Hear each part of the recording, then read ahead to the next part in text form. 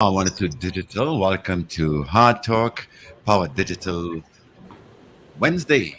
Our featured host today is Farid Ali. He has a panel of guests and, of course, a co-host with him today.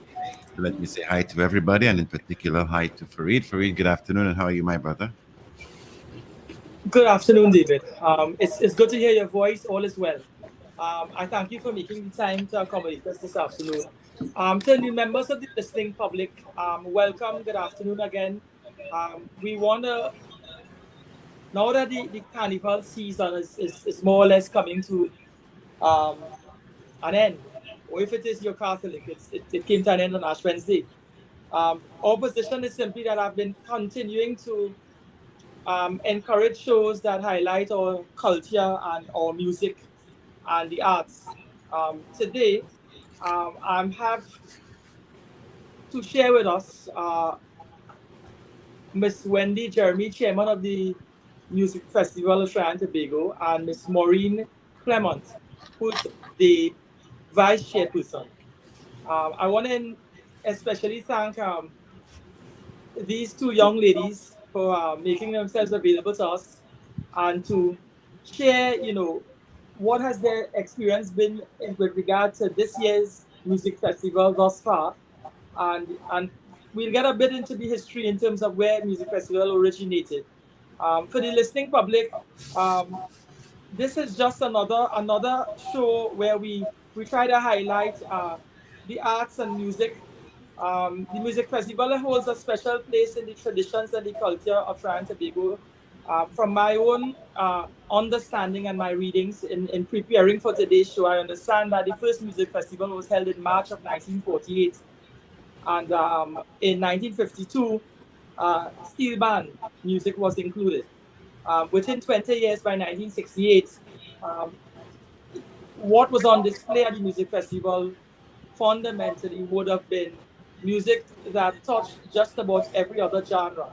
But anyway, my voice is just small voice in this episode today. We have no other than Dr. Richard Tangyok, who is accompanying me this afternoon, and he will be leading the discussion with the chairman and the vice chairman. Dr. Tangyok, thank you for sharing the platform with me, and I welcome you to welcome our guests and to begin the discussion this afternoon. Well, thank you, Farid, for inviting me to participate. It's always a pleasure. And good afternoon, Miss Jeremy and Miss Clement. I see you're in the office. You all don't seem to. We're You're the there. office in the office. You're there all morning, all afternoon, and all evening. Yeah. So first of all, thank you so much to you and your team for all the hard work that went into making this year's festival happen. Just for our listening audience, I should mention that the festival happens every 2 years. And 2 years ago, of course, we were in the middle of the pandemic. So you created a virtual festival. And the last time we actually had a face-to-face live festival was in 2020 when you all brought me down to adjudicate and I got stuck here. So it's our fault. Yes, exactly. But could you just give us, one of you, an overview for our listening audience who may not know about the music festival, an overview of what the music festival is about and the scope of it?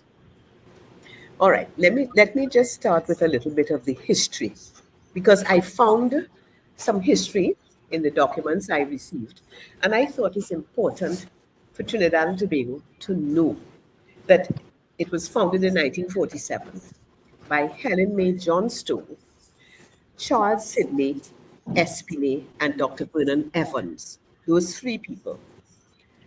And there was a group of musicians and so who sat, and the membership, they shared a love for music.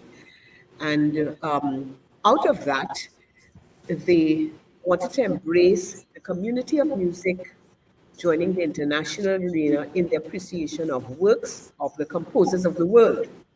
Now, and they asked now, the first festival entailed many months of logistical reasoning. That's how they put it in the literature I'm reading. They asked, what kind of registration?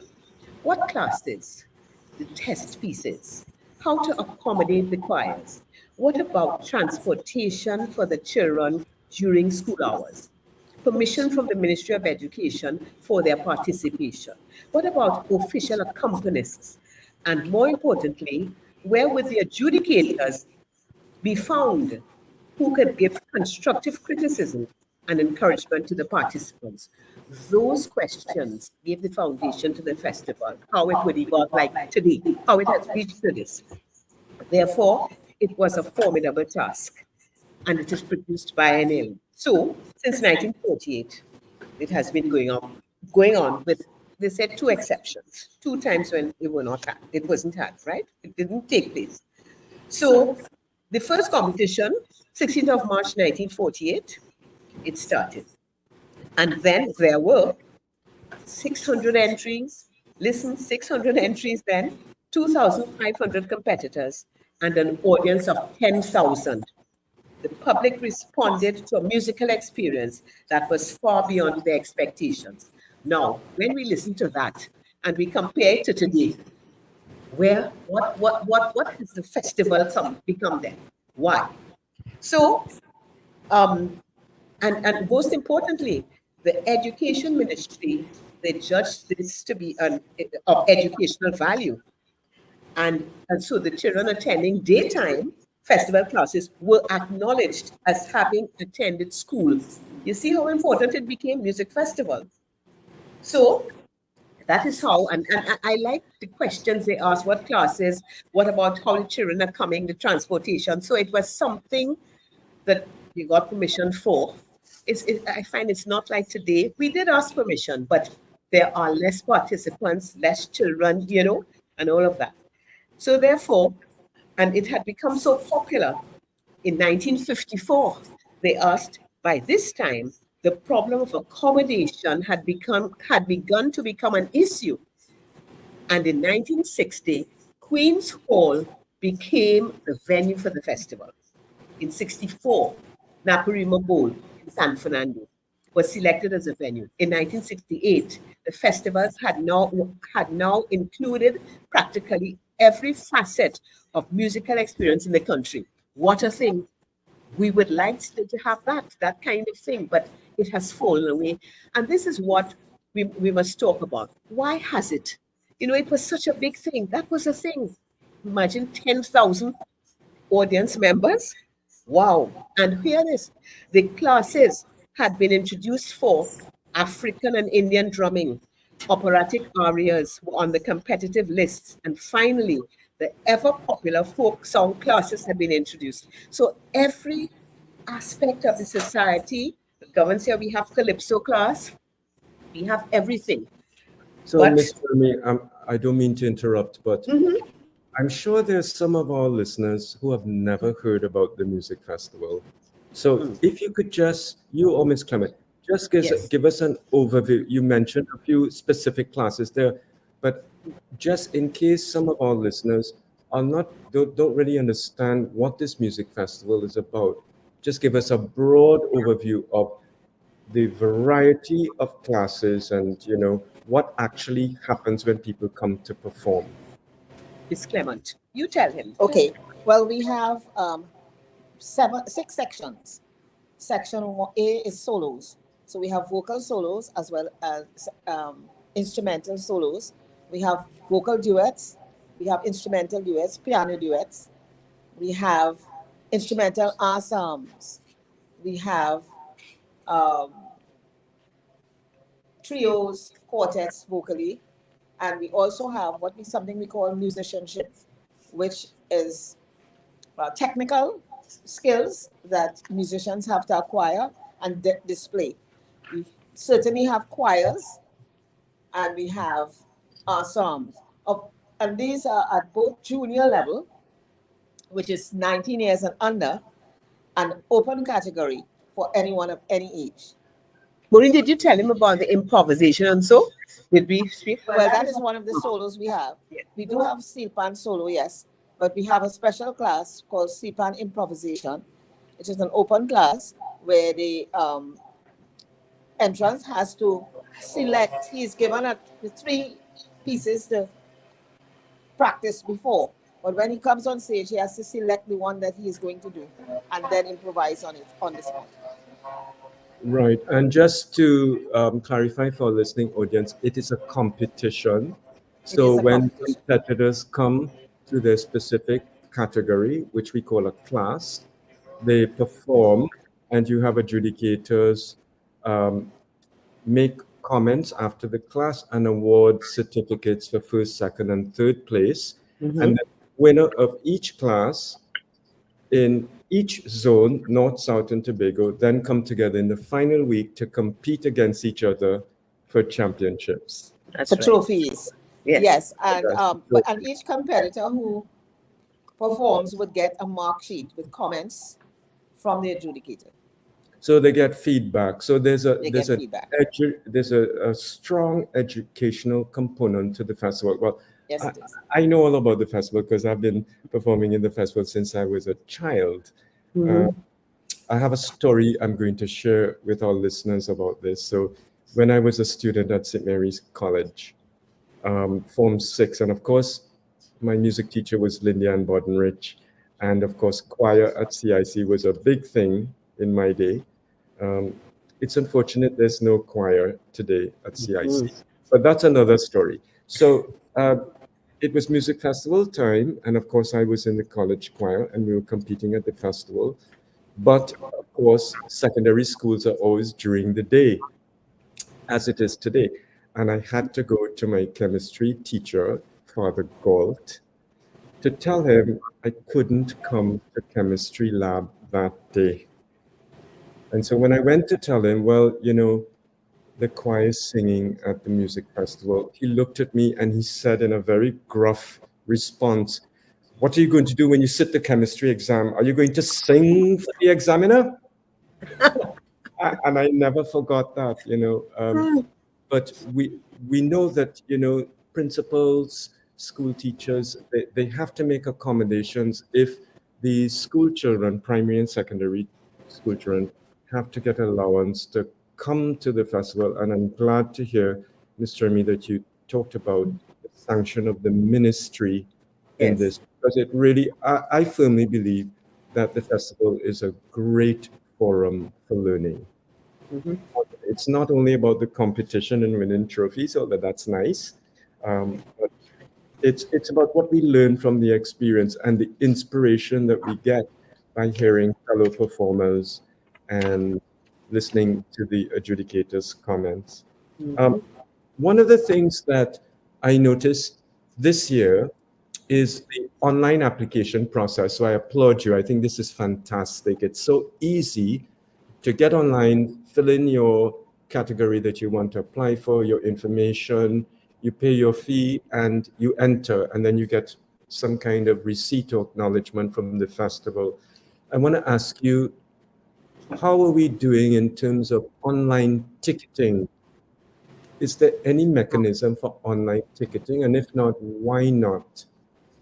Dr. Tanya, we haven't reached theirs yet. Let's take one thing at a time. Let's do the registration first. Okay, we shall put that in as one of the recommendations for the next festival, ticketing. Because, you know, we come out at Queen's Hall, so we will have to liaise with them because, you know, ticketing, we can't do it. Oh, we could do online ticketing, yes, but we have to plan it well. You know, so we didn't, Maureen, did we think about online ticketing as yet? No, we didn't, did we? I don't. No, we didn't think about online ticketing as yet. Yeah, so it's something for us to think about. Something for the next time, because, you know, today people don't want to get in their car and drive in traffic to go to the box office to buy a ticket. Although they could buy it at the door, of course, but for some of the more popular sessions, especially when we get the championships, you know, tickets are going to be a bit scarce. Okay, so that will be something for the next. But of course, you think, Dr. Tanik, you think that we'll be sold out, so the tickets will be scarce, right? Do you think so? Oh, yeah. Oh, yeah. Okay. We're going to make it that way. We're going to make it that way. Yeah. Okay. I want to talk a little bit about own choice. So just for our listeners who may not be familiar with the music festival format, practically all the junior classes, or most of the junior classes, that is under 19, there are set test pieces pieces set by the festival, and that music is disseminated to the competitors ahead of time, and they prepare it.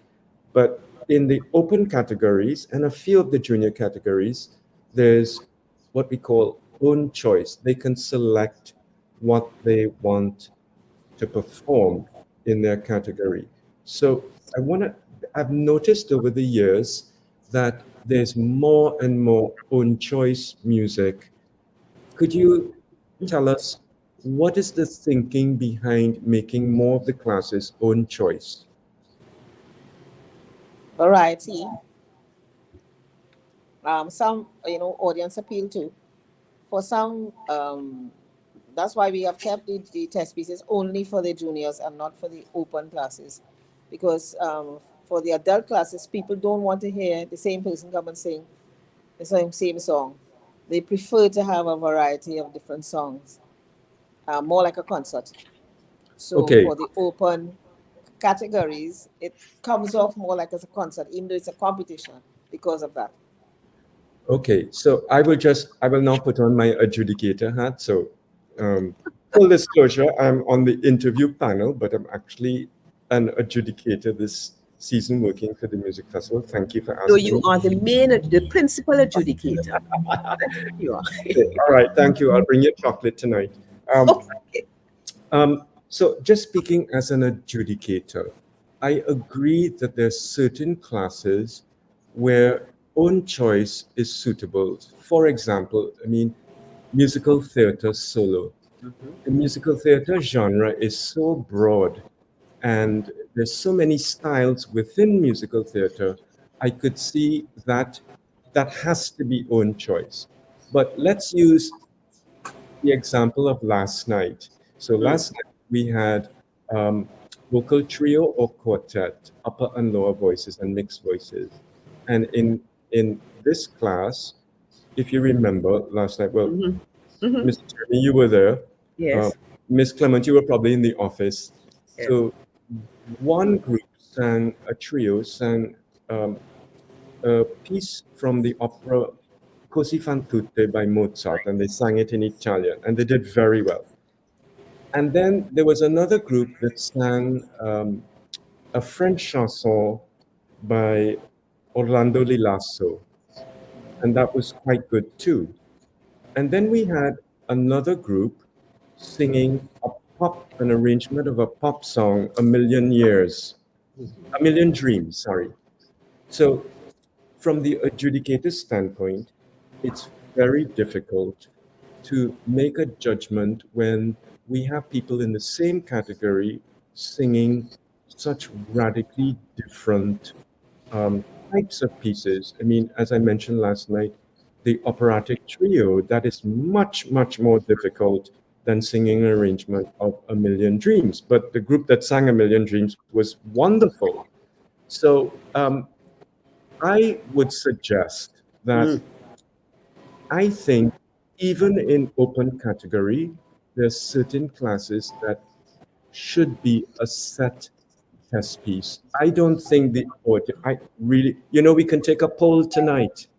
I don't Yes. think the audience will not want to hear the same piece sung by all the, I don't think so. I think actually the audience sits there with their program book, and all of them are being judged, their own judge, right? And they're Right. rating the singers, they're rating the instrumentalists.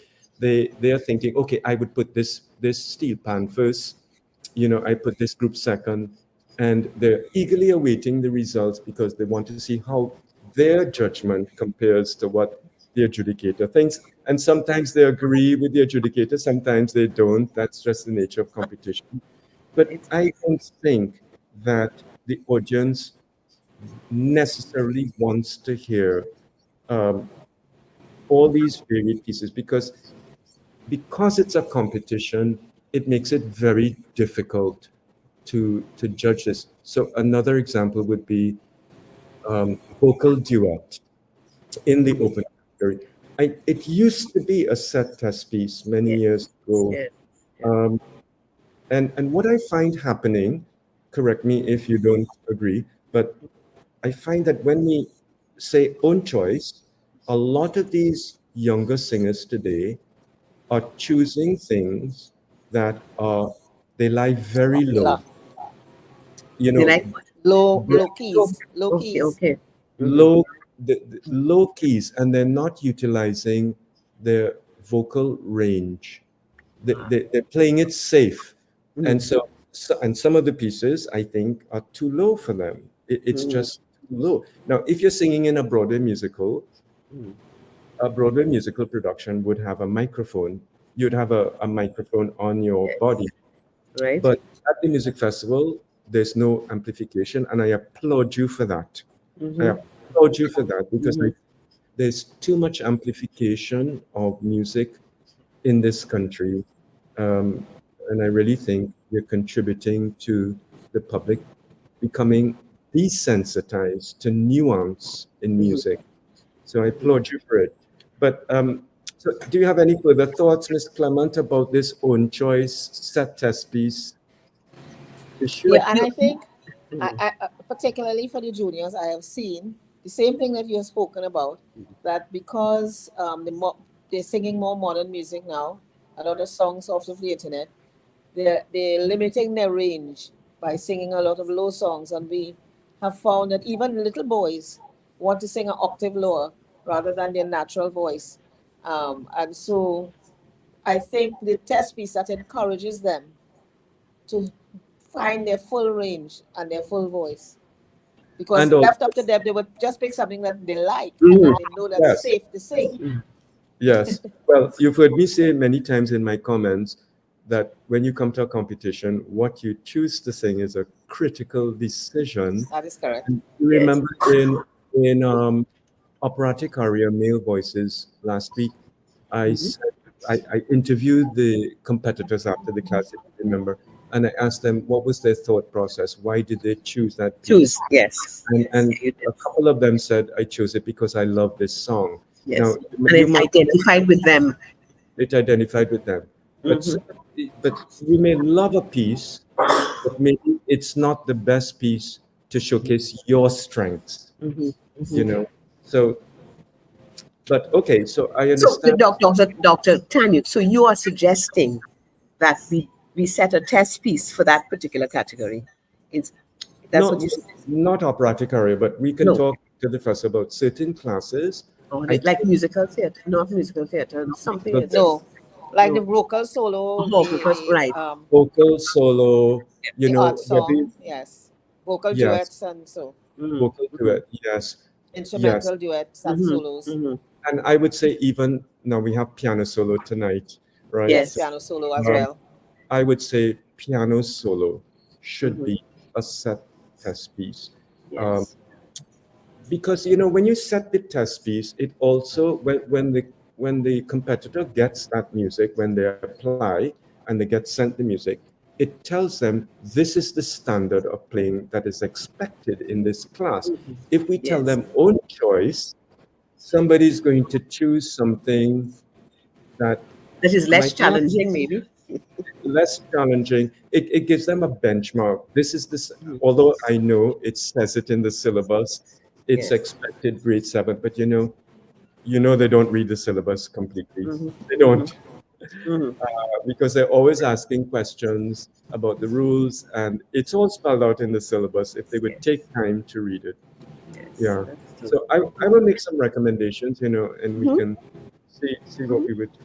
I want to Yes. move on to adjudicators, this whole question of adjudicators. So when I grew up with the music festival and up until maybe 10 years ago, 12 years ago, they were always foreign adjudicators. I understand when the festival started, they wanted to bring highly educated musicians who could give constructive criticism. Um, but there's been a shift in the last decade where um, we're using regional, and now this year I think it's Local. Right. entirely local, Mm-hmm. Mm-hmm. local adjudicators. Can you talk a little bit about this and this shift to local adjudicators? Now, this particular year, we have had a very well, we had to manage the money that we had for the festival. And when foreign adjudicators come, remember, we have to do their accommodation. We have to look after them, and really, it costs us some money. Okay, so we decided to go the local way. Now we started this 4 years ago, right? And I would like to, as I said, from the festival, if we can create, we could have this aspiring to be an adjudicator, to get training. And you see the body that we have now. For example, let me look at a simple thing. Okay, the rubric that is used for the festival. I would like us to have something that is standardized for all adjudicators to look at. Even that, I went off on that now, so that they all can get the rubric, see it, talk about it, make it something for all of us to use, right? Even though we have something, but that could always be embellished, right? So we come back to adjudicators. To be honest, I don't think we had enough money to have a foreign adjudicator. That's the main point. So we decided to use local adjudicators. And I think it's something to be proud of, having local adjudicators, and some of the categories, they understand it better than the foreign ones. Steel band, folk music, yes. I Right? absolutely agree with you. And we have a lot of highly qualified music Yes. teachers here who do an excellent job with adjudication. As you know, I've been coming to some sessions that I'm not judging. Just, I mean, of course, I want to see who are the younger talent coming up the ranks, and just to see what the approach of another adjudicator, because I'm always trying to Yes. to learn something and see what they focus on. You mentioned adjudicating training, so you're giving me an idea. I come up with all these ideas. So why don't we could have an adjudicator in training program, and I think we could start now. We have 2.5 more weeks to go. Right. If anybody listening to this program thinks they have a student or there's a musician listening who thinks they might like to do this in a few years, why don't we invite them to come? They can sit at the adjudication table with the adjudicator. They could see what the process is like. We could have a private session with them when competition, to talk to them about what we think, what we look for, and then there could be a session, like a practice session for them, where we say, okay, this is not a competition, but we're going to give you a chance to listen to this class, and you go up on stage and make some comments, both verbal comments and written comments. And I think it's an excellent idea. We need to start thinking about training the next generation. But listen, as a matter of fact, one of the adjudicators yesterday shared a rubric with me, her rubric, and she told me she uses that in the islands, up the islands. I said, well, why not for Trinidad? So it is something that we all could see and look at, discuss it, trash out what we think, and there you are. I'm telling you about it. I would like you to look at her rubric to see what she has composed and whether it is applicable to us or not. Yes, and use it. We could. That is our thing. We understand, So I will put you in touch. She's Nubia Williams. She shared it with me while we were waiting for the steel band to set up. She said, "Look, Wendy, I use this, that." So because we were discussing our rubric, she said, "Look, this may not be appropriate here," and so I appreciated that very much. And I said, "Well, I commission you to write the rubric then." I told her that. So she said, "Well, we should all meet as adjudicators to look at this and see what we can produce for us here." So it's another way. It's another idea, Excellent. As you suggested, workshop, let's get together. Yeah. Nothing is wrong with that at all. Yes. I want to talk a little bit about composition. So I noticed this year, the composition classes specified that it must be a composition for steel pan ensemble. Now, I think we should encourage original composition for steel band, whether it's solo or ensemble, because if you remember the other day with steel pan, solo, one person played a transcription of a Chopin piano piece for pan, and the other two played original compositions, which, in my opinion, were more successful because the piece was actually composed with the consideration of the idiosyncrasies of the pan, the range of the pan, etc., etc. So I want to suggest that the next festival, we have a category where for steel pan, either ensemble or solo or both, where you must play an original composition written for the pan, not a transcription. We can still keep the categories where they can choose something that they transcribe for pan, but I think we need to be encouraging more original composition for the pan. So it will, it will also help these young composers, give them something to work towards where their music will be heard.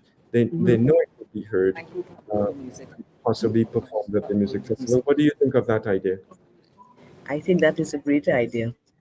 The pan is our instrument, and we have to feed it. So it stays here.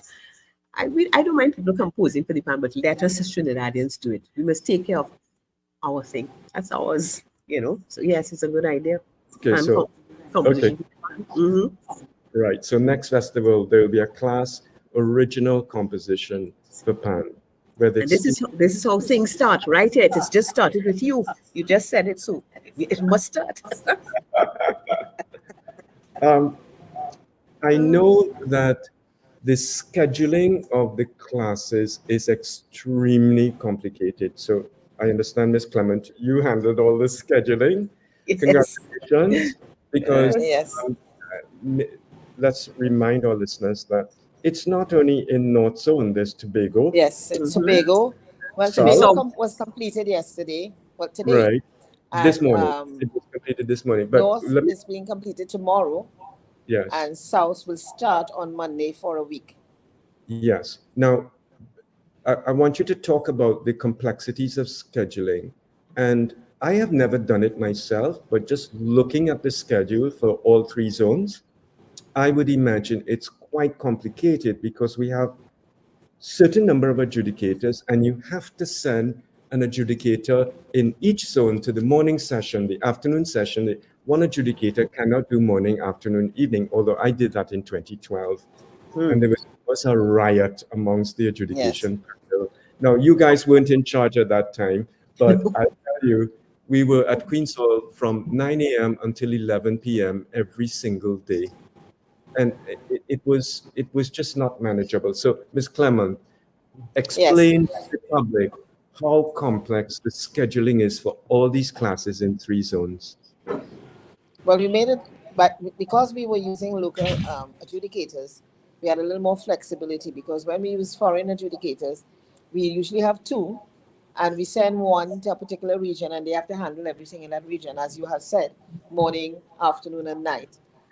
But with the local adjudicators, we use their expertise so that everyone is adjudicated by the same adjudicator in all the regions. So by a guitar, so if I'm a guitar competitor, I am adjudicated by the guitar adjudicator in each area. So he would hear the guitarist in every area and be able to give marks that are comparable. Because you would find that we in the past, the adjudicator for South would adjudicate Tobago, and a different adjudicator will adjudicate North.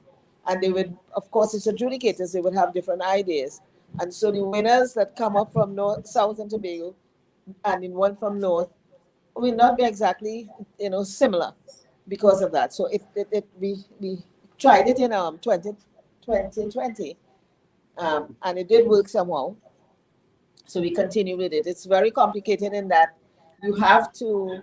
That's why we went with you, Dr. Chan, as a night adjudicator, because we would then have to we use those same adjudicators during the day and shift them around a lot. But with one person doing nights everywhere, you know that is all you are in the night. And in the day, the juniors, we have a number of different adjudicators, and they move from Tobago to Queen's Hall in the first 2 weeks, and then in South. So it's scheduling. I have a curriculum background, so scheduling. But Right. but I just want to add in this. It has become so complex that if I ask her something, she cannot answer me. She doesn't answer me. It's so she concentrates on it so intently that she blocks off everything and that she can't answer anything. So I want to say here that I thank Maureen a lot. She has been a good support. I when I know that is with her, I know it's well done. She's very meticulous, and I know that she doesn't make mistakes like that. If the mistakes are made, they're very genuine, you know. So I try not to ask her too many questions when she's doing it because she needs to have all her faculties there, and I thank her for that. She's good at it, you Yes. know. Could I thank you for that? Could I ask you, when you're not speaking, if you could mute your mic, because I believe you're in the May Johnston room there at Queen's Hall. You're both there. Okay. Because we get a little bit of feedback when both of your mics are on. Okay. Wonderful. I want to talk about official accompanists. So for our listening audience, the festival provides an official accompanist for many of the classes that require piano accompaniment. And I think it's a necessary service because if we told singers, pianists, saxophonists, violinists, come with your own accompanist, most of them are not going to come because, most of the people out there who are accompanying it comes with a fee. So this is a service that the festival is providing, and it's an absolutely necessary service. Does the festival have enough accompanists to cover all the classes in all three zones? Well, listen, the North sees about the North in that way. The South would provide their own and Tobago. But this year, I have found the accompanists are not they're difficult to find. I don't know why. Don't you find so, Maureen? We lack a few. Long Yes, ago, we we only had ended up some with more. two. So so we have to give some attention to that in our postmortem because we find that they're a little scarce for this festival. I can't say why. Maybe No, people are not available. They have other things to do. It's become no. like that. But long ago, we had for all the classes, we were sure they were waiting in the wings. When the competitors came on, we say we're using that one, and they were able to organize themselves. So by the time they got to the stage, they were ready. But there's a little bit of uncertainty this year because of the lack of accompanists. Right. Yes. No, And there are many, a lot of people are playing some more piano. So I think, but maybe we have to start that a little earlier, go a little deeper to find more people to help us with the festival. That's what I think. because I raised this point because when I was in Tobago, there was a particular class. I'm not going to name the singer. Mhm. She was entered in 4 vocal solo categories, and she sang in 2 of them. And I asked her, "Are you going to perform in these other classes?" And she said, "I can't because I don't have an accompanist. I'm going to sing this when I come to Trinidad." Now, it was my place as adjudicator to say, "You can't do that." Mhm. So this is, I believe there's a rule that says you have to compete in your zone. Yes. Yes. So if you're from Yeah, but Tobago, they asked in Tobago specifically about that because they said they looked the length and breadth and they could not and I find could- someone to play the so music. okay, so it's a challenge, but you see how this issue, by making that exception, it could open a can of worms for the festival. Because what if somebody in North, the singers in North know that there's more competition in Port of Spain than in Tobago. So if you allow us a singer from Tobago to come to Port of Spain to compete, what if a singer in Port of Spain says, "You know what? I'm going to go to Tobago to compete because there's less competition there. You allowed one singer to come here, so you have to allow me to go there." What happens in that case? Have you thought about that? Well, no, that will this has only been done because of that. And we're going to look into getting accompanist. It's easier to send an accompanist to Tobago in the future. Right. So we will not be continuing with this, but because this was sudden and we didn't realize that this was going to happen, we had to accommodate her in some way. And this was the suggestion that Tobago's region came up with. Right. Okay. Just remember to mute when you're not speaking, because we get feedback when both your mics are on. Yeah, I raised this issue because, I mean, I do have experience with competitions in New Jersey. At the Princeton Festival, I ran a piano competition. And, the nature of competition, you lay down rules, you try to be as specific as possible. But no matter what you do, there are going to be disgruntled parents, teachers, competitors. Every year I would get at least 3 nasty emails from a disgruntled teacher or parent about. So we were fastidious about rules. If we said there was a time limit, I think it was 10 minutes, when the person submitted what they were going to play, I would look at the music, or one of my staff who was a musician would look at the music. And if we knew that piece would go over 10 minutes, we told them right away, this selection is going to go over the time limit. Do you want to consider playing something else?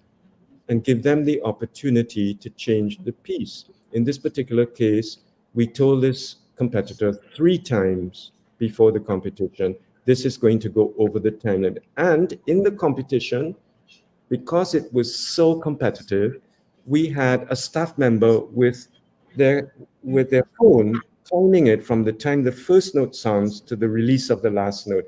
And if they went over the time limit, they would immediately send a note to the adjudication table to say this competitor went over the time. So it did happen one year, and the same student that we had informed 3 times in writing, and he just came and he played, and as is the nature in competition, he turned out to be the best player. However, I couldn't bend the rules for him. And so he was I had to make that call. I disqualified him. And of course, the teacher called me and she said, isn't it better to have a better pianist who went a little bit over time than to have someone who wins the class who abided by the time limit but isn't as advanced? And I said, well, we can't bend the rules. In a competition, we cannot bend the rules.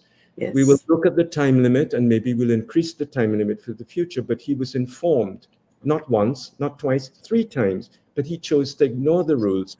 And then I said to that teacher, what if your student had played within the time limit and another student had come and played overtime, and that student who played overtime won the class?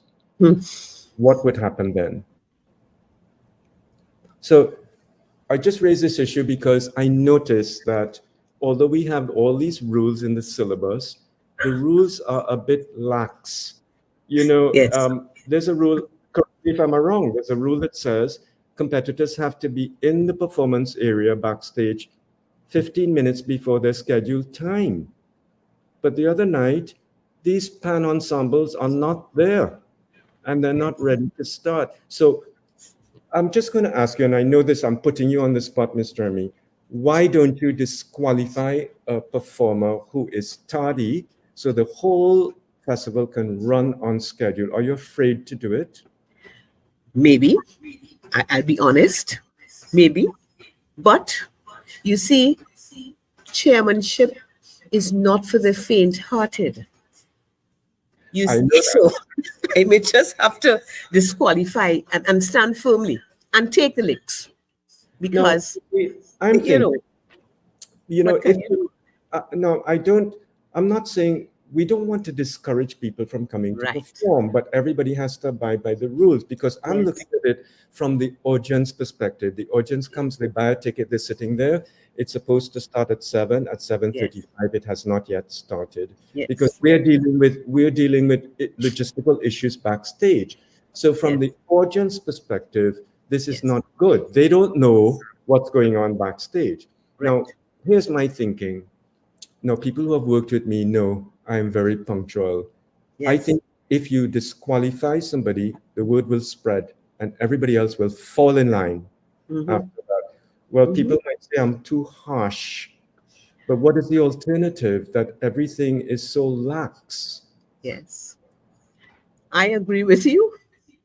And maybe on our end, we should really enforce the rules.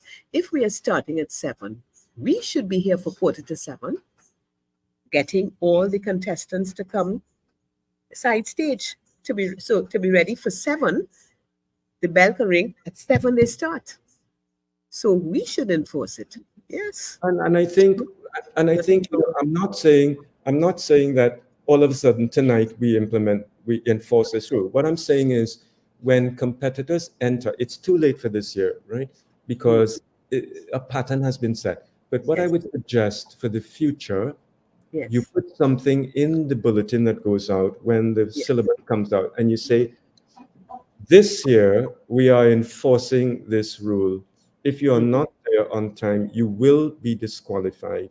And then send them a Right. reminder 2 weeks before, and send Mhm. them another reminder a week before, and then Mhm. send them a reminder the day before the class, and send them a reminder Right. on the day. So they cannot say they were not warned, right? And we Okay. can't accept, okay, well, they're coming from south, so they have traffic. There's Mhm. traffic every day in this country. That cannot Yes. be an excuse. Yes. So these thoughts are just because I care deeply about the music festival, and I want to Mhm. see it become a more professional outfit. We Mhm. tell the public it's starting at 7. It's starting at 7. Mhm. I agree with you. Yeah. Agree Okay. with you. I know Mhm. you're not going to ask me back because I always speak in my Oh, mind. no, no, no, no, no. As a matter of fact, I was going to tell you, thank you for your suggestions because they're all solid. And why shouldn't we aim for that? What's wrong with that? Nothing. We should. Yeah. But Long I ago, it was we were very strict. Long ago, you in the back there, something really had to happen for you not to be able to, they had to understand. If you had to be moved further, something had to really happen to you. So we should maybe get back like that. We have to yeah, bring back that kind of thing you know, because we need to be I'll draw that. an analogy. Yesterday on my way to Queen's Hall, I am in a middle lane to turn right at an intersection, and a maxi taxi was in the left lane. And the left lane, you're supposed to turn left or go straight. Mm-hmm. And when the light turned green, he cut in front of me past the middle lane to turn right. So in this country, as you know, there's no enforcement of the traffic laws. Yes. I mean, that is a more extreme example than somebody coming late to a competition. But, No. it is this way with traffic, here because the laws are not enforced. That's right. And so Lawlessness people there. will just do it, you Mm-hmm. know. So Mm-hmm. I'm just suggesting, but I think we have to give fair warning to the competitors. If we're going to enforce a rule, which has been on the books, the rule Mm-hmm. is clearly there. It's not a new rule. If we're going to Mm-hmm. enforce it, we have to give them adequate notice. We are going to enforce this rule. And then you hold firm. Right. You hold. Yes. Good idea. Or I have another idea. Or Mm. what you say is, all right, if you are late, there's a $100 fine if you want to compete. You could make money that way. Okay. I like that, boy. Serious Yeah, business. yeah. If you're late and you want to compete, you have to pay $100 fee in cash. Okay. And then the festival will make a lot of money. Somebody. Good idea. I want to ask you about finances. And, I know that the festival receives quite a considerable sum of money from the Ministry of Tourism, Culture, and the Arts. And Mm-hmm. we're very grateful for that. Now, Queen's Hall, correct me if I'm not correct in saying this, but Queen's Hall is also under the auspices of the ministry, the same ministry. Does the festival have to pay a fee to use Queen's Hall? Yes, we do. And why is that? Oh, oh, That is, I don't if know the, why, but we have to. But I did tell them that this is for the school children mainly, and if they would consider that in terms of good reduction. But and the purpose of Queen's Hall, why was it built? They said they knew that, but that's all. They just knew it, and that was all. It seems to me that the ministry is supporting the festival financially in a significant way, but yet still a lot of that is going towards the rental of a hall that they administer. To me, it doesn't make sense. What the festival is for the community. It's for the It arts is. in Trinidad, Yes. right? It's nurturing all these musicians, all Yes. these younger people coming up the ranks, and Yes. the older people who are still active in music. I think it's a conversation worth taking up with the minister or the permanent secretary about the hall, the venues. What about NAPRIMA? Is NAPRIMA also administered by the No, we ministry? get NAPRIMA Bowl without cost. Is it administered by the ministry or is it a The private? same ministry. The same Okay, ministry. so there's now your argument just got stronger because Yes, it's a board decision. Okay, I think it's a conversation worth having because I know that eats into your budget in a big way. Yes. Yeah. Yes. Very much so. If you want, I'll come with you when you go to speak with the minister about it. Okay. I'll remember that. So we're practically out of time, and I know I have to get dressed and get there. Is there anything else that we haven't spoken about today that you would like the listening audience to know? Well, we would like the population to support the festival. There's a lot left to be seen. You know, we have the championships to come, where there are the creme de la creme, so that people should still come to see it. You know, support it. It's not expensive. It's very cheap. We haven't increased our prices, you know.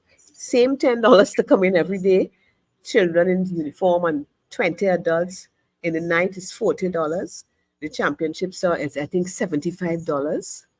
It's 75, right? So it's not expensive. They can come. We hope So- at least a couple of times. You know, it's really not plenty money. So just to recap for our listening audience, the North Zone continues today and tomorrow. Yes. North Zone finals will be finished by tomorrow, the 29th in the evening. Next week, March 4th to 8th, all their classes in San Fernando at Yes. morning, afternoon, and evening every single day. And then the championships will be the following week, March 11th to 15th, where the winners from each zone come together for the championships to compete. Did I get that correct? You did. I'm also studying the schedule. I look at Miss Clement's schedule every day to make sure I don't miss something. Yes. You read that? Yeah, you Well, remember it very well. Thank you so much. Well, Thank you let me so say much thank for you joining us today. for having us and for your suggestions. And Mr. and Ali, thank you Mr. for having Ali, Butuin and I. Mr. Ali, would you like to make any closing comments?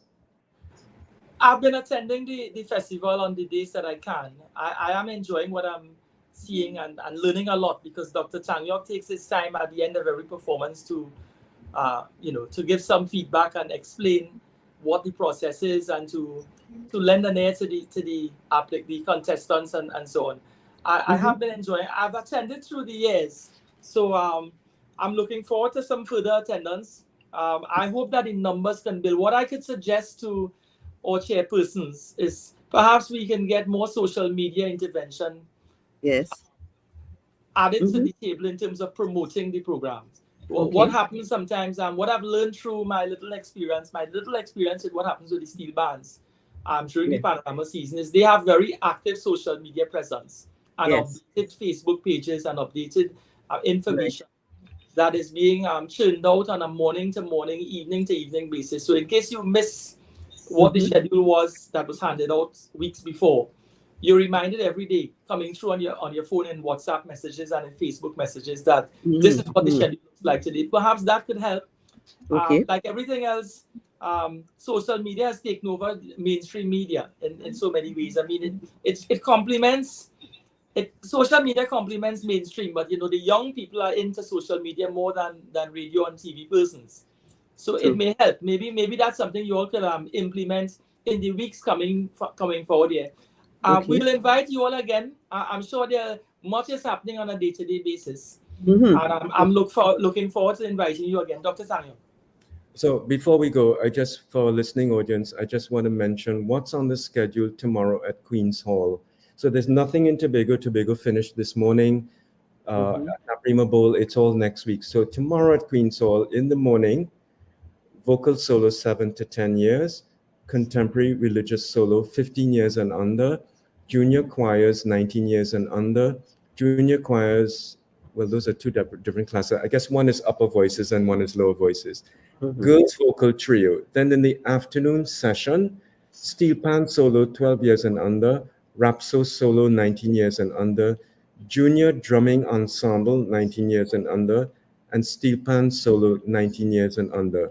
Then after that, acoustic guitar solo, 2 age categories, 15 years and under, 19 years and under.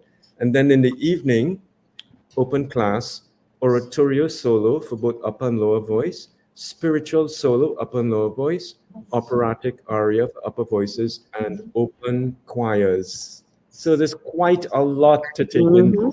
We hope Yes. people will show up. Yes. I Good. just Good. want And we Good. still have tonight as well. Yes, I just want to add to what I'm David McIntyre, by the way. I just want to add to what Farid said with the social media promotion. There are lots of young children who go to school, but they do music lessons and things outside of their school curriculum. So it would be nice to have it promoted that widely across the social media, so we can have them partake in the competition, probably in the Right. in the Okay. open sector of it. Thank you for your suggestions. Yeah, I myself won some good trophies for the Brighton AC School back in the days. Good. All right.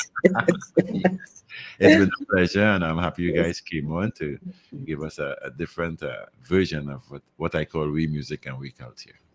Right. Okay. Thank you very much Thanks. for having Thank us. you all very much. We look forward to having you all again. So we'll reconnect before perhaps a week before the close of the festival. Yes. And Okay. we perhaps have an update and a post-mortem. Well, not a complete post-mortem, but an update Right. as to where Right. things are, and we would promote the final week or so. So Okay. I'm sure we're going to see you all again. Dr. Tangyo, thank you for making yourself present. And we have to thank the two young ladies that joined us today. Chairpersons. I like the word young lady. Thank you very much. Yeah. Okay. Thank you for having us. Thank you, David. Bye bye. Thank you, Thanks Dr. again. Tangyo. Right. So the listening public, we had today the chairpersons of the music festival, Trinidad and Tobago. It's being held at Queen's Hall. Perhaps you can check out the schedule and lend your support. Our next guest is no other than one Charleston Kerr. Mr. Kerr, good afternoon. Welcome to our program. It's the name of our program is Hard Talk. I want to thank you for making yourself available. For the public who's listening in today and tuning in on Facebook and streaming live on YouTube and so on, I've taken the opportunity to have a conversation with one Charleston Kerr. He was formerly the welfare officer at TUCO, the Trinidad and Tobago Unified Calypsonians Association. He's also a cultural enthusiast, very knowledgeable in the area and the field of Calypso. We were having an off-the-air conversation, and I felt he could lend his voice to a dialogue that we've been having, that we started with Dr. Hollis Liverpool last week. And maybe he can lend his slant to things. Mr. Kerr, thank you so much for making yourself available. Tell us something about yourself. Where did you grow up? Where are you from originally? And good afternoon to your audience and everybody who have tuned in. I originally from Tobago, Blansom in Tobago. Well, in my Tobago experience, I'm a Tobago enthusiast. In my Tobago experience, that's very close to Charlottesville, so you're in good stead. 9 miles away. 9 miles away from Charlottesville. That's close enough. I'm obsessed with Tobago. I'm always in Charlottesville and Pirates Bay And I like to make the full circle around when I'm driving up the Windward Road, and I Right. experience everything on the way. Tell us something. You were once involved in terms of the welfare officer of TUCO, of the Shrine to Tobago Unified Calypsonians Association. What would have invited you, or what would encourage you? What encouraged you to join the organization? You would have had a grounding in terms of the art form that is calypso that would have naturally led you in that direction. Well, what encouraged me to be there too is one is that I realized I am an ardent cricket follower, and I used to be playing cricket in the Queens Park Savannah. In addition to that, I know, well, there's no I in team, you know. Yeah. So as a consequence of that, I decided, well, if there's a group and they have some a nice philosophy and an objective that they need to acquire, I decided, well, okay, teamwork is a good way to go. Now, in teamwork, you have to understand there will be limitations because everybody would not be performing and doing as you would like to see them do, because none of us is perfect. There are some people who are open for change and willing to change just for betterment. There are some people who are very resistant to change, you know, and that goes across the board in every sphere of life, you know, even in the NBA, even in test cricket level, in everything like that. Some people would make, some people are open for change and willing to make adjustment so as to progress and so on, you know. And just in the program that you was running before, I heard you was indicating about people supposed to get into the social media because that's where it's at now and so on, right? Yeah. Now, there are a number of people who is challenged because of the takeover and the proliferation of social media. So right now, Facebook come like a old people thing because a lot of people on TikTok, etc. Right? Yeah. But at the same time, too, there's no harm in getting there, because if you don't get at least partially there, you've been left out, and you will be at a disadvantage in terms of getting things happening. You know, so it is what it is, and regardless of what, change is constant. When did your involvement in TUCO began? When did you begin? Your stint had spanned what period? What year? What years? So we're talking 1997. All right. And what year did you? Are you still involved, or you're a past executive member? What year did you Past, exit? well, that was last year, July. Okay, good. So what we've brought to the table here in terms of your experience, it would have been 1997, spanning all the way into 2022. You would have something like 20 plus years involvement. Tell us something about 26 years. Right. So tell us something about my observation, and I'm subject to your correction, right? I'm all about trying to improve things and to, to educate the public as to what happens, and to, and at the same time, try to uplift everyone. I'm not in any way trying to denigrate or trying to belittle anyone. But one of the concerns I have when I observe the plight of the Calypsonian, it's the some artists, because of the genre of music or because of the slang they take when they sing, it limits them in terms of their marketability when outside of the carnival season. Let me put that in another way. If I'm heavily into social commentary, right, and I'm not a soca artist like Marshall or Bunji Garling or Farmer Nappy or even Michael Teja, Olatunji. I may have a paucity of venues available for me to express myself within Trinidad outside of season. So hence the artist might find himself projecting himself into a North American environment, a Canadian environment, a European environment, maybe the UK Carnival, to make a dollar. Nothing is wrong with that, but what do you think could be done within the arena that is Calypso, within the art form, that could make things or make a market more available locally for Calypsonians? To start with, it has to operate from a position of professionalism and as a business, you see. And as I say that to also indicate as well that it's in any part of the world you go where you find artists doing well. What happens is that artist would have an agent, he will have a manager, he will have an attorney, and he treats it like a business, right? Because that's why you have the name show business, okay? And if you have show business, is only specific to show doing business, right? And if you try to operate it differently, like an amateur kind of situation, you just won't get anywhere, because Harry Belafonte operated doing show business. That's why he was successful, you know. And if you look across the entire whether it be in India or Europe or United States, show business is a big business. And you know, I mean, but if you talk about Bollywood and you talk about Hollywood, you're talking about show business. You know what I'm saying?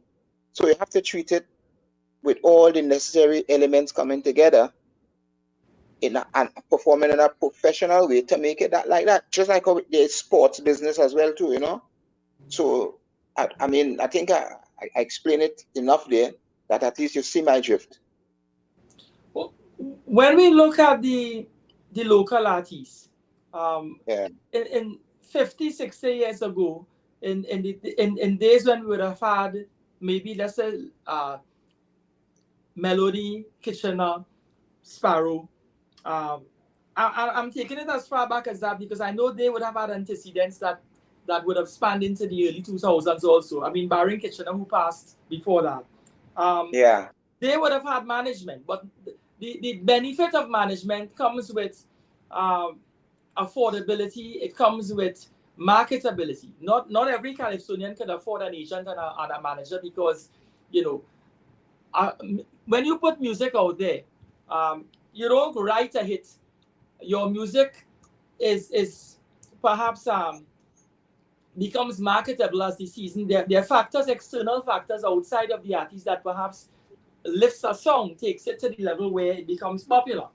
Another way of looking at it is if the media takes a liking to the music and starts to promote it, then with the more people hearing the song, it may spark an interest within the population, and then the artist becomes you know, it stirs a demand for him. With social media, with the advent of social media, someone can put their music out there without even having a relationship with the radio station, or without even making it available to radio stations, and the song becomes popular. That's for sure. Right. So what in your view can be done to assist the artist who perhaps is a young budding artist, somebody who's aspiring towards improving, who wants to grow in the art form, but he can't afford, he's not the Marshall Montano who has a history and a base, who has that level of support, who's developed himself through time and who've managed his money so well that he is able to present himself year in, year out and tour. I'm sure that you would appreciate that not every Calypsonian has the resources that the more developed ones may have, and not everyone has the appeal that another may have. So the professionalism you're describing is a professionalism based on age. It's based on the nature of the music you're presenting. It's based on your ability to promote your music and to be in the right circle to have it promoted. So it's not, and when that happens and success comes and you make money, there's growth and there's development. So it's a process. In your view, go ahead. No, you can respond. Well, okay. I will just use a figure 10 as an example, right? Yeah. If there are 10 artists out there, okay, and the 10 artists put out their work during the carnival period, out of the 10, sometimes you might find about 4 or 5 are attracting public attention. So that means you have 6 that went below that radar somewhat, right? And in addition to which, so as you was talking about social commentary, I like to look at social commentary all encompassing, because for instance, over the years, Sparrow, Kitchener, Shadow, the big ones have done social commentary, because social commentary is commenting on a social issue, on a social idea that you're packaging song. And anytime you're doing that, what eventually would happen is that if you make it marketable, that is the key of the whole project. Because once it's not marketable, once it doesn't fire the imagination of young public, whether it be to dance or to listen and dance, because there are a number of songs that I'm sure that you could call on presently from the names that I've called, that you grew up hearing, and it's still relevant to today, right? So the packaging of the material is a fundamental thing that you cannot avoid. We cannot take that too lightly, because for instance, if somebody asks you to call one of your favorite Shadow songs, you might say Dingole, you might say Poverty is Hell, and those have some age on it, and they're still relevant to today. And any part of the world you go, you can play that and listen and understand exactly what it says. So therefore, if you want to do social commentary that appeal to a narrow audience, you will stay narrow and you won't get anywhere far. So the thing about it too is that there in every genre of music, there is something that does fire the imagination of the public, whichever public you target, and the wider the scope of the subject matter, is more people you would attract. And then on top of that, your music had to be attractive in whatever genre you would have done it. Because I've listened to a lot of music throughout the world, a lot of music from the Caribbean, a lot of music from North America, a lot of music from Europe, and there's a reason why the songs have made it. Apart from the promotional side of it, there's some elements that the music have to have for it to make it. All right. Let me be a little bit controversial. When we examine Caribbean music, when we listen to dancehall, we listen to reggae, we listen to that sort of music out there, Caribbean music. Clearly, calypso and soca hasn't scaled those heights. Not necessarily. No. One bit of correction. Calypso was there before, right? Calypso was there, particularly 1959 is when it peaked internationally, right? Yeah. But it fell off subsequent to that. So it had its lifespan was short-lived in terms of it being out there and building for the length of period of time that you see what has happened to reggae. Because if you remember well, reggae started first with ska in '61, then it progressed into rocksteady, and then it progressed into the type of reggae that Jimmy Cliff was doing, and then after that it progressed a little further until Marley did something which he called roots rock reggae, right? So there was a progress and a constant working of the thing. Likewise in Trinidad and Tobago, particularly in the 70s, like let's say about 1973, Shorty was doing some experiment which was going somewhere, and then Maestro got involved in that situation too, and then Mochan got involved in that situation, and Kitchener got involved, and Melody got involved, and Sparrow got involved eventually. So that's progress. But if people are seriously behind something, you got to stick with it and keep pushing it, because nobody will give you a free pass, and people won't like it conveniently. It's either they like you and like your music, or they don't like it. So Calypso was out there before. Hence the reason why a lot of stuff, whether it be West Indies playing cricket in the 60s, they didn't call it reggae cricket. They called it Calypso cricket because of the approach to the game. And Jack Cousteau named his explorership Calypso. And in addition to that, you have people like Maya Angelou did a whole Calypso album. Louis Farrakhan did a whole Calypso album. I don't know if you know the name of those albums, and if you heard them already. But I used to tell you how far it was going. Sammy Davis Jr. and all them guys used to do Calypso too, Andrew Sisters, So I'm not too sure if you're familiar with those names that I've called. No, I'm very familiar with them. In keeping with what you said earlier, the fluorescence started, and then there was a shift. Yes. It is not the level where it was in the 50s, where it peaked, it's not there right now. I mean, surely you would accept that. For sure, yes. Right. What do you think are some of the factors would have contributed to that, to it peaking at that point and leveling to the level that we have now in terms of the appreciation of the artists at that international level not being where it was in the 50s and 60s? Just on a short list. One is that you cannot treat it seasonally. Two, you cannot deal with subject matters that only appealing to a very narrow section of the society, right? And you have to be creative, of which there's a shortage of creativity now. No, I'm not saying that it is with everybody. There are some people who still very creative, but you have to be creative, and your music have to be commercial.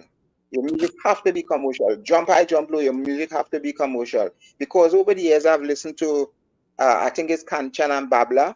They did over Hot Hot Hot. They did over Rocket by Merchant, and release it in Bollywood, mash up the place. You know what I'm saying? And it might sound strange to some artists now, but Bravo did a song called Champion. Bravo ain't no big singer, but Champion ring a bell across Asia, across all the cricketing world. You know, Right. So there's something about the song that made the song so sell and accepted. Just like Hot Hot Hot, something made it sell and accepted. So you have to, if your people wouldn't go and buy something just because they just want to patronize an artist, you know. So, the songs that sells the most appeal to the public via the music or via both the lyrics and the music, because there were some songs passed through Trinidad and Tobago over the years that people cannot even understand the French in it or the patois in it, but the song was popular in Trinidad and Tobago. Like, I don't know if you know a song that's called it was by Gramax International, called it goes like Be Deba Woy Woy Woy Deba, right? Mm-hmm. I don't know if you Yes. remember that, right? Yes. And people party to that, but they cannot sing no part. They cannot interpret what they were saying. If you're listening patois and French, you may be able to get something out of that, right? And Alissa Hines came down here some years ago, and she did a song in, like, I think it's Paramaribo was the original version, and she sang a song here, and it became very popular. And those examples have crossed the language barrier. It's just like what happened with reggae. Bob Marley went to New Zealand. He performed in New Zealand. People cannot understand a certain types of words that he's saying, but by and large, because he's using standard English in most of his songs, at least they got the message. But the power of the music itself by itself, people accepted it. That is why reggae is as it is now, because people accepted it. People accepted it. So they don't have to understand the language, but they warm to the music. Right. And that's a reality. That's a reality, you know. My question Because is this. as we was talking, I think last night we was talking about related with the song Gavaska, right? Yeah. Listen, Gavaska might be much more popular in India than it is in Trinidad and Tobago right now, because they would only play Gavaska here only when a cricket match is being played, and if India touring here and somebody do well and Gavaska commentary team, they will look to play that. But outside of that, they don't play it. They have a sort of a seasonal mentality to the music, which is very, very, very unfortunate, you know. I understand you. I follow you clearly. I mean, if I were to inject my own understanding into it, if you hear songs like Sugar Boom Boom by Kitchener, Yeah. if you hear Yeah. music by Lord Nelson, My Lover, Disco Right. Daddy, That's right. if you Yes, listen you're to going good. Scruntas Woman, if you listen to Scruntas Woman on the bass, if you get Yes. into Merchant and you listen to Rocket With You could play in a party 50 years from now. Forget Yes, for right sure. now. 50 years from Yeah. now, that will Yeah. be played. That transcends time. That is not peculiar to a particular era. It's And not. what about it? What about those music that you call that attracted you? Well, it's the theme of the music is about having a good time. It's about love. It's about party. It's about people coming together. So the lyrically lyrically, it doesn't condemn anybody. Musically, the marriage of the lyrics and the music is of such that it invites people to listen because there's a message in it. It's not Yes. like it's not like you're hearing I don't want to call name and knock artists, right? But it's not like you're hearing some of what what was presented in the musical space in the last few years, where it's, in my view, and this is just my language, you could correct me, I call it disposable music. After one season, you want to hear it again. It will be played, Yeah. and it can't sell 2 to 3 to 4 decades down the line. Right. So there are some things that naturally attracts the human mind and attracts people to it, and people gravitate towards it, and it doesn't matter. It doesn't matter the context, because the context is ongoing. Yes. I want to interject here. You guys Yeah. are going straight up my alley now.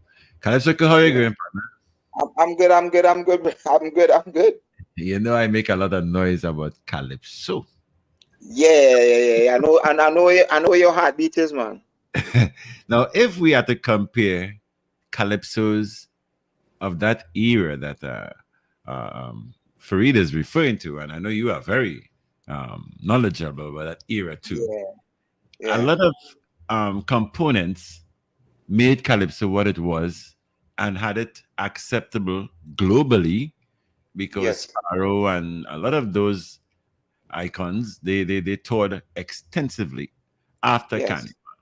You know, Yeah. you can go on YouTube and pull up a lot of live shows with these guys and things. Now, what is my beef with this Calypso thing now is that Mm. for some reason or the other, whoever is in authority to guide the new upcoming Calypsonians, for some reason, are allowing them to take their own road towards producing what I call a real Calypso. All right. Yes. Now, why I'm saying that is because, first of all, the musical accompaniment for those calypsos back in the days, I mean, it's incomparable to now because what we are having now is like, well, some of the calypso that I want to signal separate Elon Francis. Now, Yeah. if you listen to Elon's musical accompaniment, it's total Yeah. calypso. It's the kind of Yeah. calypso music that will force you to get up and dance, even though the lyrics might be political or whatever. And where Yeah. the lyrics are concerned now, I think what the Sparrow and the Nelson they did, if you listen to like Me Lover, if you listen to like Philip My Dear, those calypsos resonated with international audiences. Right. You're making. You're supporting some points I was making earlier. Yes. So whoever is in charge now, the onus is on them to lead. We had conversations here on the radio with Farid and with people like Pelham and Chalkdust and all of them.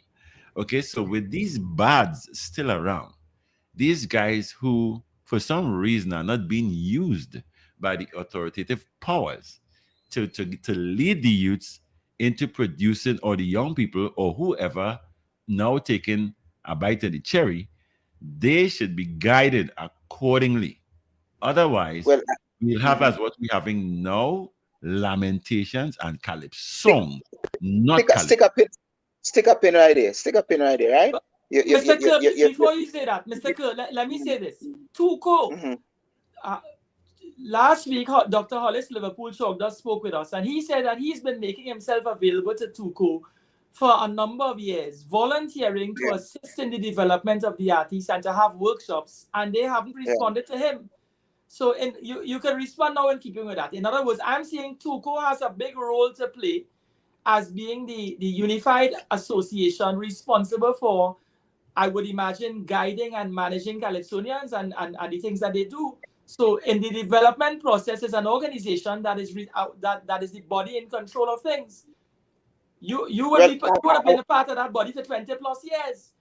Right. I want to deal with something that McIntyre was saying earlier on, right? Because I support it too. I support it as well too, right? And that is he mentioned lamentation, because I was about to make that very point when he slowed down, right? So the lamentation and this amount of lecture type songs, which are not commercial, right, coming from particular streams. As a matter of fact, if you look back over the last, I would say 20 years, and maybe I just I figure just off the top of my head, but it could be more. If you could lala any one of the melodies of any one of the songs that you know, that was popular at the March Gras show over the last 20 years, you cannot find 5 that you could lala the melody or remember the melody to sing. So because it went down the lamentation road or the lecture road kind of stuff. So my point about it is that Chogda's style is a style that was used to evoke a lot of, it had a combination of humor inside of it, which is one of the elements people admire, just like what Shadow had mastered, just like what Sparrow had mastered, just like what the Maestro had mastered, Merchant. I could call a number of names that went down that road. So you had to have something, and those critical elements to attract the attention of John public, because people pay for entertainment, right? And anytime you're in the entertainment and you're not entertaining, well, you're supposed to find something else to do, right? And to address the point you was bringing for read about guiding the young ones, right? Yeah. What happened to is that I remember when, I think her name is Pixie de Coudray, when she was working with the NCC, Tuko used to have in collaboration with the NCC at the time, people like Pretender and Luton, a number of artists making themselves available during the July-August vacations to take students who would so are inclined to come to the grandstand in Queen's Park Savannah, and they was being taught the rudiments of the music. That situation came on and continued up until just prior to COVID, because what happened is that they had another camp which used to take people from the age of 5 and up until 17, and that camp used to be running, and that camp used to be conducted by a number of the present writers that we have today, right? So teaching children to use metaphors and different elements of the language and how to create something, right? Since COVID, nothing has resumed in that light. So I fully support the approach. I will always support that type of approach. Whether I'm in or I'm out, I will always support that, because for the preservation and the proliferation of the art. So I am for that 100%, right? But at the same time, too, with more people involved, it's always richer and better, because the more diverse points of views and treatment of subject matters you have, you will have with more people involved is more creativity. That is the reason why Cypher wasn't exactly like Shadow. Shadow wasn't like Sparrow. Sparrow wasn't like Kitchener. Kitchener wasn't like Shorty. And everybody had a different. I like how you put it there, Kerr, because these guys are very crafty within their own execution, right? Let us put it like creative, very creative, creative. Now, those guys too spent a lot of time reading newspapers and you know, back in the days, I used to hear to say a lot of them fellas reading Cutridge, you know. But what I'm seeing now, with the advent of social media and the different way that we communicate, like news and events and issues and all of that, the writers of today, they seem to be boxed into, to get into the big yard, you must sing a political or social political kind of song. Now, back in the days, the bards like Sparrow and a lot of them sang political or socio-political calypsos without, let me say, put in a layman way, without pointing finger. Now, they had a crafty way of producing and executing these calypsos and stuff. Okay. Now that we're in this era now, I think the emphasis should be placed on having the youths or who coming into the calypso arena to compete and to get the things international. I think they should be fed, and it should be not accepted. All right, I want to put those two words in capital letters. It is not Yeah. accepted for lamentation and that kind of lecturing and that kind of calypso Yeah. thing, because Yeah. it Yeah. doesn't work. It will never work. The people No, who no, are responsible of selecting those that we put on the big stage are yes. also responsible for the demise of calypso. Yes.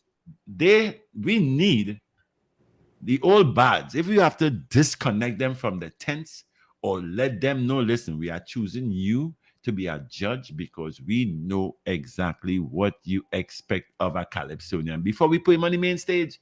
I mean, now it's Yes. social media, so at the click of a finger, the whole globe is seeing what we are offering as calypsos. We still have Pelham Goddard, we still have Kelly Green. There are lots of names I can call, Cummings and the Wailers, who are the musical icons of the calypso music. Why Yeah. are we to be putting on stage or selecting to represent Trinidad and Tobago calypso with what we have to accept now? I mean, Exactly. for real. And the like, as a matter of fact, as you're talking about that, I felt so good and I felt disappointed at the same time because of the intervention of COVID for Terry Lyons, because that song was political as well. But how she addressed the issue with Megan Bigger. and Harry. Well, I Yes, always yes, refer to that as one of the last best efforts by these new that for sure. calypsonians. That You know, for sure. That for sure. that was the That for sure. blueprint in You know. existence there. You know, I refer to Elon Francis. He has grown tremendously in understanding to get what his choice of crafting his lyrics. It must have a musical accompaniment that will get the people. If you have to listen to a song, sometimes I listen to music and the first thing will catch me is the music, and Yes. then I will listen to the lyrics. Now I marry Right. them and I separate them. I have a crazy way of listening to music that is Right. very analytical. You know, so what I'm Nice. saying is that it's about time. It's about time. We cannot let it go into 2025 because I'll be very And I would also think that the public at large have a responsibility to demand a higher standard. When I say a higher standard, as we talking here now, what we talking about here now, demand that, because the thing about it, people want betterment, right? Calypso, that is being emphasized in a very, very big way by the response of the audience and the patrons to Calypso tents. We are seeing that. So the people who run in these Calypso tents should say, wait now, something is wrong here. Why can't we attract a full tent after opening night? Yeah. Something has to be definitely wrong there. Well, you add part of the solution already, you know, and nobody could disagree with you with that. Because once you come in down the Lamentation Road and so on, you ain't going too far with that, you know. That ain't going nowhere, kid. That is just obstructing, because listen, you know me, kid. I collect so much calypsos every year that I can select the 40 that go into Skinner Park. How come they are very absent from Skinner Park? And what is creating that entry of what? I'm not fighting on these artists. You know? These artists have to understand what is a calypso. Yeah. We should not allow who think they are judges to bring that to the fore, because it is taken away. It's taken away from the global promotion of calypso and the upliftment of the art form. Yeah. Somebody has to stand up firm and say, listen, if it is Tuco, I'm not afraid to say that on air. Yeah. Tuco should set standards now for what the public will certainly gravitate to and accept as the calypso. My thing about it, once you're spending taxpayers' money and so on, you got to satisfy your clientele, which is your public. You must be able to defend it by making that grand effort to turn things around, because you can't continue that way. You know, And just there can't are go down people, that. a lot of the great bards have died, God forbid, and they've gone to the great beyond. May they rest in Yeah. peace. But listen to me, there are people here now. Even a guy like Impulse, who plenty people have two-sided swords against and all kind of thing. But Impulse is a guy who will deliver calypso and have you in stitches. It could be serious, it could be semi-serious and half humorous, but he understands the compact method of putting a calypso together. And like I said, we still have a lot of bards around. Luther, we still have a lot of them around. It is Yes, about and time we stand up there's a handful of young writers, just a handful of young writers, who's doing credible work as well too. You know, Of course. as you're talking about Francis, he's one of them. You know, Of course. I always single him out because he writes for himself and he gets the musical accompaniment that is accepted. If you listen to his 2023 Calypso, listen, the moment it starts, you feel into dancing, partner. If you listen to Paul Watts, you know, he has a track record of very, very, very big calypsos. Yeah. You know, and we are being forced to accept based on who are the adjudicators and the people who say, well, this one must go and that one must go. And we can't afford to put them on the world stage to showcase what calypso is. It takes away a lot from what the bards before worked very, very, very hard to reach. Well, it's a disrespect to them as well too, you know, for the standard that they set. A very big disrespect. Mr. Kerr, my question is, what has Tuco done in your dispensation, your time, your 20 years there? What have they done to lend to that education that we're speaking of, where the calypsonian could be directed, the artist could be guided, could be channeled and harnessed and controlled, and these things that we're discussing imparted on them? What are some of the initiatives that you all embarked on in your time with Tuco? As I was indicating before, right? I think we discussed part of it, I think, last night and so on when we were just chatting, right? Yeah. When they always, just because of your concern about the deterioration of what is being presented, right? So we're talking about the days of that was when like when that was under the Intyre administration, I think it was. So we're talking about in the late 80s, right? Yeah. 80, 87, 88, in that kind of space. So we had people who was on the stage in the tent at the time, like Cohen Dubois and so on, right? And I felt good to see how he have emerged, and he's writing now, right? People may not like his slant, but he's trying to write as commercial as he can, right?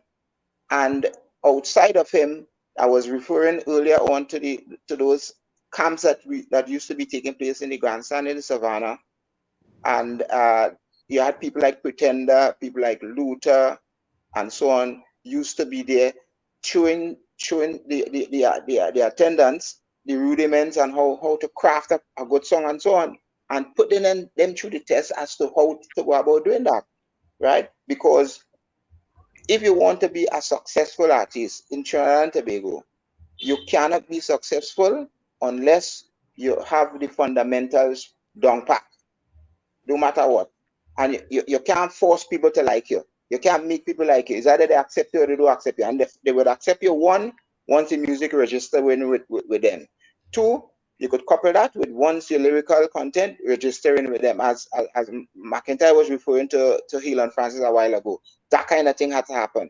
And then as I was referring earlier on with the Terry Lines and so on. But we could have much more of them with more concerted efforts going forward in terms of, well, we have to adjust the adjudication process as well too, because you can't have the same people doing the same thing all the time and expect a different result, right? All right. Let me ask you this. I don't want to discuss, I'm not asking you to discuss the Croco situation and the defamation suit, right? I'm simply using that as a reference. Does Tuco cause Calypsonians who are preparing for competition to present a copy of their lyrical Yes, content to yes, their song? yes, yes, yes. Yes, So in that's a other fact. words, That's a fact. in other words, and I'm just using passing reference, a situation where a Calypsonian may be made to account for the content that it defames somebody or it was slanderous or libelous, that could be avoided by way of a vetting process. You're saying that Tuco has asked and does seek of a performer to present his or her a copy of the lyric sheet, if I may put it that way, the words of the song. I will call a date for 2024, which was the 5th of January 2024, was the date, the closing date for all would-be participants to submit their lyrics to Tuco, and everybody have to adhere to that.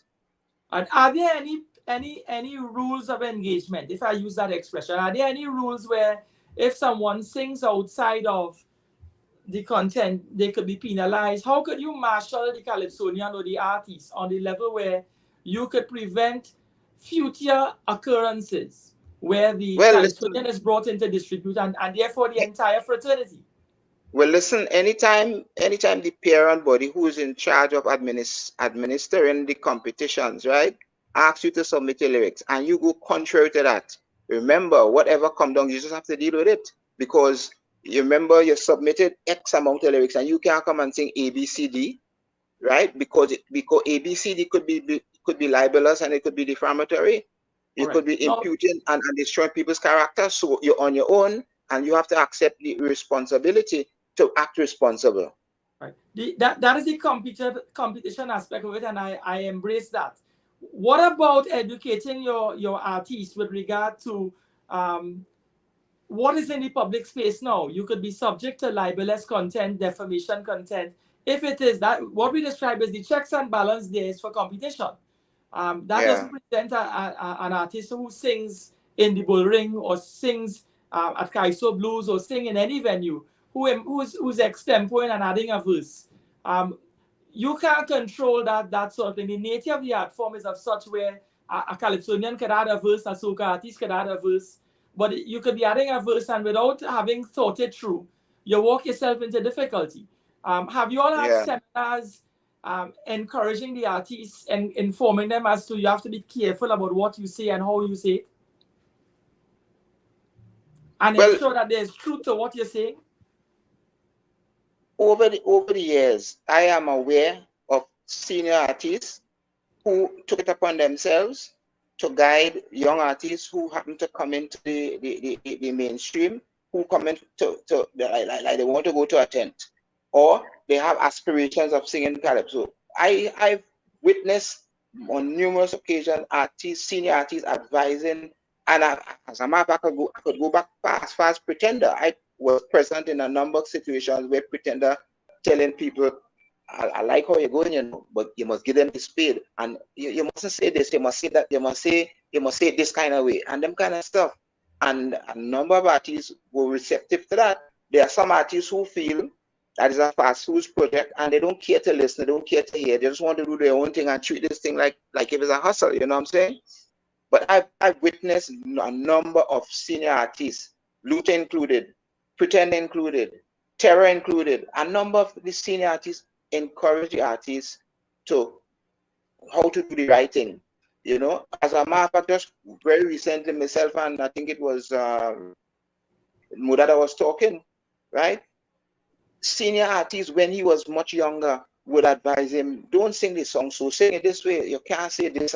You know, there's a decent, palatable way of saying something that could possibly be offensive, but if you say something in a pleasant way, even the person who might want to feel offended might laugh and realize the trickery in terms of the craft that was used to get across the message. That's you know, craft is very essential. You cannot just say things anyhow you want and do things anyhow you want. You can't just do that. There must be rules and laws governing, and for something to be accepted and to be acceptable. as the way that we should go. Because what will eventually happen is that, John Public, you can't fool people all the time.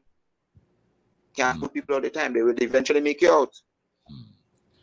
You have me there, you know. I accept that the spoiler melody type of Calypsonian that were crafty and funny. And even in more contemporary time, Calypsonians like funny and so on. They have craft. Yeah, but remember McIntyre was raising, he called a name, and I don't know if that passed here. He was talking about Impulse. Impulse is one of them guys, and Impulse went to Brigo training school for young button artists. Yes. And Impulse also look at the work that Shadow used to be doing. And if you look at his career from earlier clock, you will get to realize why Impulse is how Impulse is. I mean, it's not everything every time he will hit the jackpot, but at least you've seen some measure of creativity. Like every other artist, he may have his shortcomings. No one doesn't have some measure shortcomings, but at least you can see some craft into his work.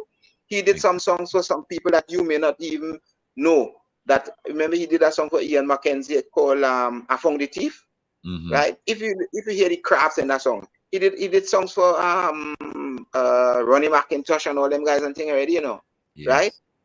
So when McIntyre raised people like Impulse and you talk about Hill and Francis, those are you can't dispute that those guys learn the craft and still learning the craft and so on, you know what I'm saying? So you have to act responsible with the craft so that the people who's going to be succeeding you will have something positive to point at in terms of your body of work, you know, because you could argue as much as you want. You cannot find too many faults with most of the work that Winston Bailey have done over the years. Likewise, Merchant. Likewise, I mean, come on. I hear Merchant do all kind of work already, all kind of work, and I just call it the Merchant theory. Merchant does make a song.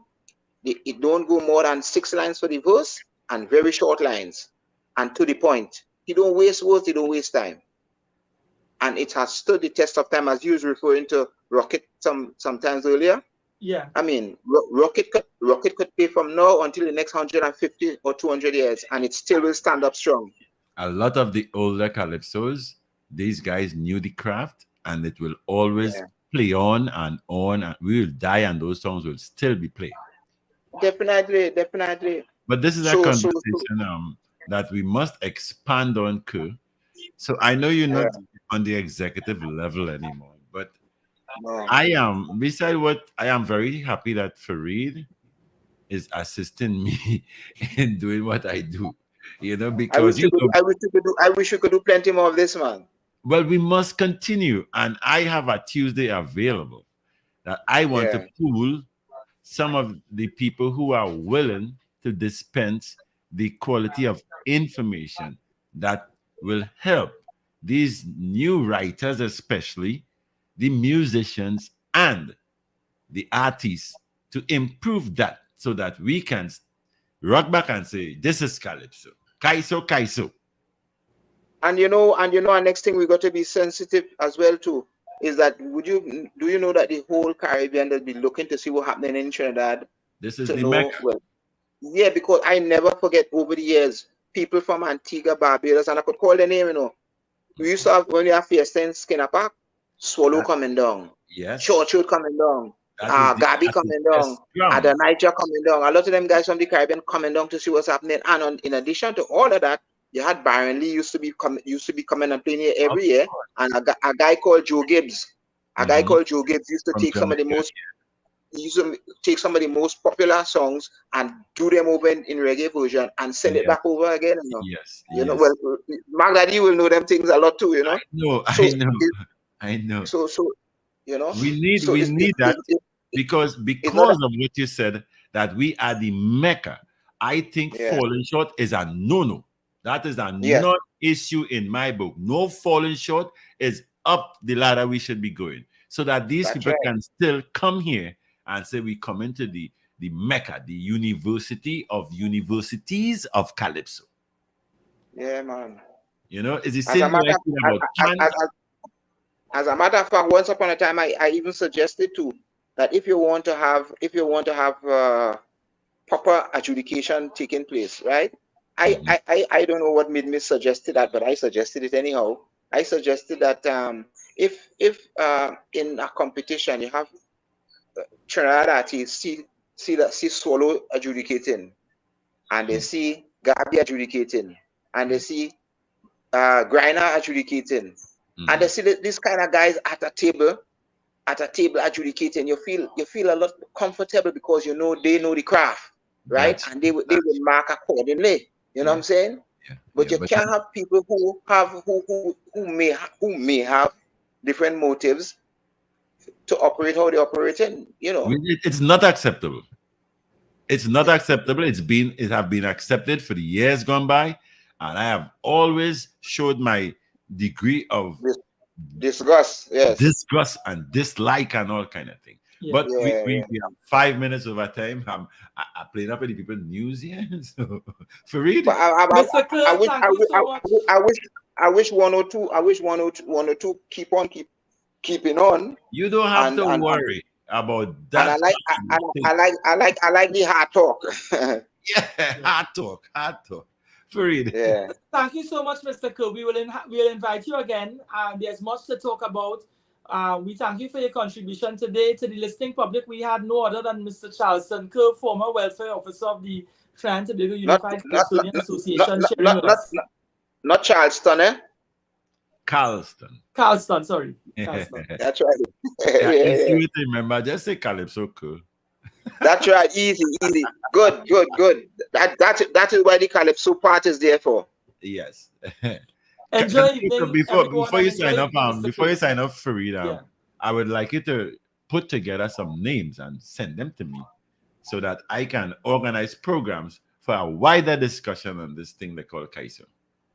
Yeah, and let me stay focused and continue beating that drum, man. We must, otherwise it will really fall apart. Fareed. Yeah, for sure.